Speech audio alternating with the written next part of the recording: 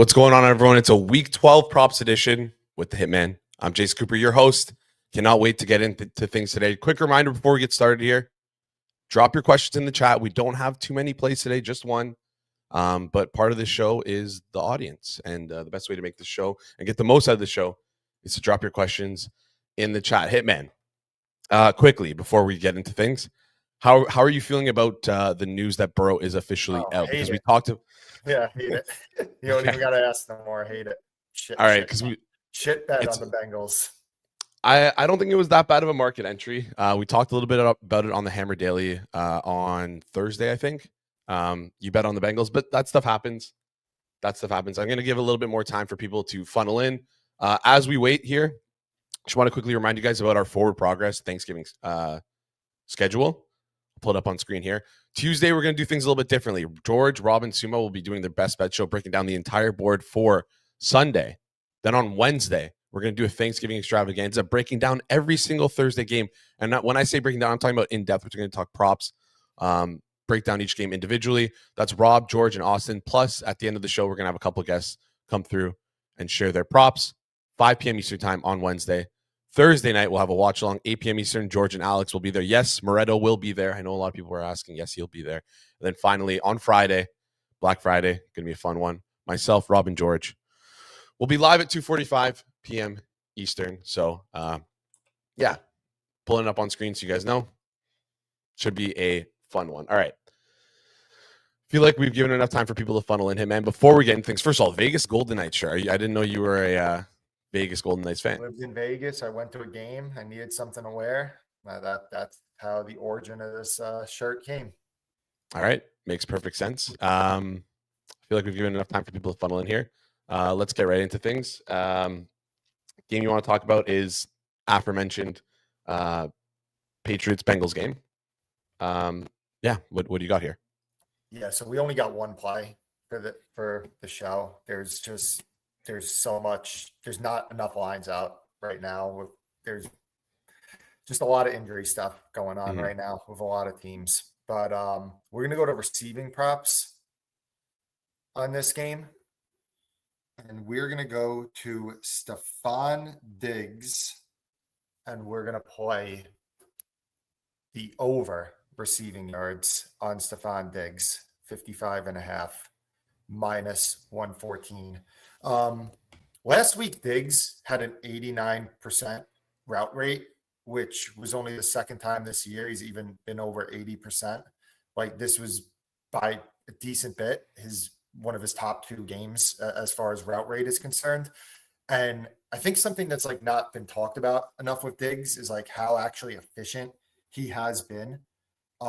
He's 10th in the league in yards per route run this year, like something not many people would think, and something that's not very indicative of a guy that's at 55.5 receiving yards against the worst defense in the entire NFL in a game that's totaled right now at 51. I know some people might say, well, like now Kayshon Boutte is back and that could affect the route rate. You know what? I don't think so. I kind of think that Diggs just has been on an early season plan where they were kind of just easing him in. And now as we're getting later in the year and he's playing like a top 15-ish receiver this season, that he's gonna now get a route rate bump. So yeah, I like Diggs over. If you did, I think receptions over 4.5, minus 148, which is what the line was before we gave out the yards over, is decent also. But for the show purposes, the yards is what we're going to go with. We tracked the yards. The 4.5 minus 148 is still available over on FanDuel. So if you want to go do that, go click that right now. And yeah, that's our props for today. No futures, no props. It's a tough one. A lot of injury uncertainty. If you got questions, send them in. All right. Yeah, there's a couple questions already. First one coming from before we get into questions, just got to quickly give a shout out to our sponsors over at FanDuel. As you bet the NFL season, make sure you do it on FanDuel. Number one, celebrate your wins, whether your same game parlay has 2 legs or 10 legs. Always use your legs to celebrate appropriately. And guess what? No kickoff, no problem. Live betting means you can get in on the NFL action, whether it be through props, game lines, SGPs. And number 3, if you're a new customer, make sure you join FanDuel. We got tons of bonus bets over here. And if you sign up right now, your first bet, $5, get $150 in bonus bets instantly. Now you're ready to bet on the NFL with its sportsbook partner of FanDuel. Visit FanDuel.com/forward progress. Download the app today and get started. Please play responsibly. Must be 21 plus and present in select states. For Kansas, in affiliation with Kansas Star Casino, or 18 plus and present in DC, Kentucky, or Wyoming. 19 plus and physically located in Ontario. First online real money wager only. $5 deposit required. Bonus issued as nonwithdrawable bonus bets, which expire 7 days after receipt. Restrictions apply, including gambling problem. Call 1-800-GAMBLER or visit rghelp.com. Call 1-888-789-7777. Visit ccpg.org/China, Connecticut, or visit mdgamblinghelp.org in Maryland. Hope is here. Visit gamblinghelplinema.org or call 1-800-327-5050 for 24/7 support in Massachusetts, or call 1-877-8-HOPE-NY or text HOPE-NY in New York. Call Connex Ontario at 1-866-531-2600. Visit connexontario.ca. All right. These Saturday ad reads always trip me up. They're different than the weekly ones. Let's get into things here. Freiermuth overs with the Bears linebackers hurt. Hey, man. Would you say, Jason, you broke out? Sorry, Freiermuth overs with the Bears linebacker injuries. Yeah, I would lean towards over on him.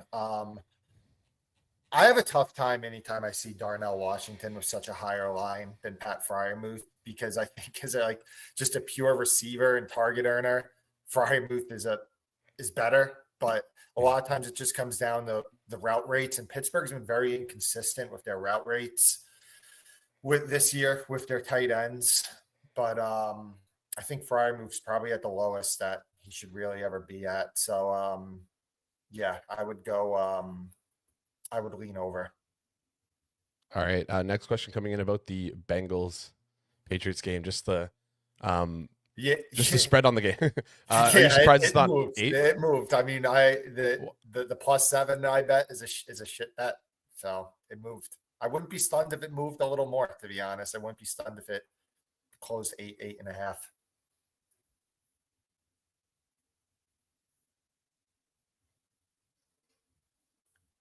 Jason, I can't hear you again. Still can't hear you. You just want me to go through the question? Can you hear me? You want me to just go through questions real quick? Okay. No Vegas Golden Knights from me. Sorry, I don't bet hockey. You got to ask Pizzola.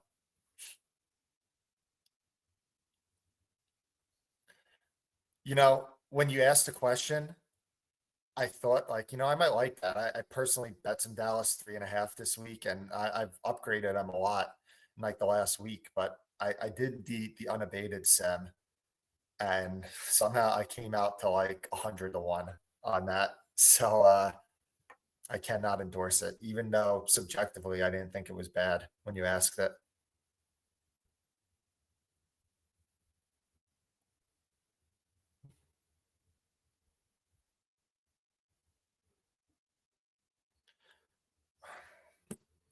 Late week NFL, no opinion on it.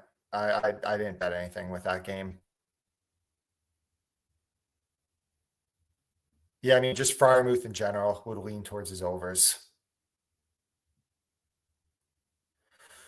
I've been fading Kelsey the past few weeks. It has burned me. I kept thinking that his target share was not going to be close to what's been in previous years. Now that they had their receivers healthy, hasn't fared well for me. I've lost it a few weeks in a row. So, yeah, it's a guy I've been wanting to play unders on, and now his number is as high as it's been in a while, but I still don't have an opinion on it.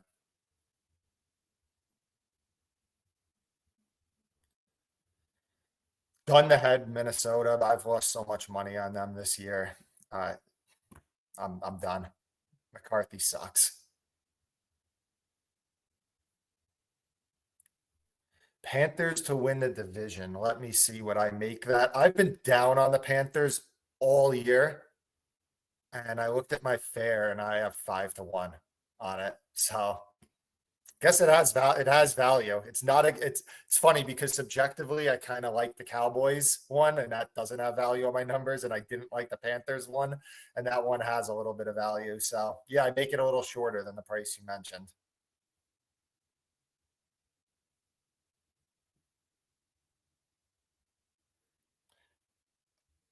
Um, I kind of Mitchell Tinsley would be the guy at lean if I had to play a Bengals over. I think I would look at a way lower number.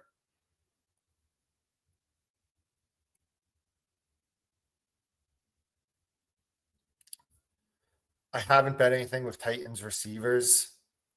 Um, it's such a disaster. I'm pretty anti stuff. I'm pretty anti Titans pass game stuff this week. Chase Brown over 30 and it's just at such a high point in market right now at 30 and a half. Like I just feel like I feel like it's just baked in that these quarterbacks are going to target their running backs a ton, and it's baked in that P Ryan's out. So I don't have much of an opinion on it.